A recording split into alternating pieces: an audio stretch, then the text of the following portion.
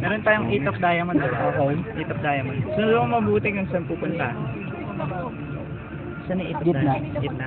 Okay, good. This time, 2 card mounted din sa kamay mo na gawin. Yup. Meron tayong king of hearts. Gusto ko, hawakan mo yung king of hearts parang ganito. Hindi, tulad sa akin. Good. Di na mo mabuti ah. Hindi, pwede mo tingnan mo king of hearts talaga yung hawak mo. Ngayon, meron akong king of diamond. Ganito. Yung idea, susubukan ko pagpalitin ng pwesto yung king of hearts sa king of diamond sa snap ko lang. So, lalagay ko yung diamond. Di na mo mabuti, di na mo mabuti. Ngayon, kukunin ko yung heart. Look, hawak ko yung heart. Tingnan mo yung switch. Nakita mo yung switch? Okay, this time, seryoso. Tingnan mo mabuti ah. Switch, bibilib ba kayong lahat kung sakaling magkapalit tayo ng baraha?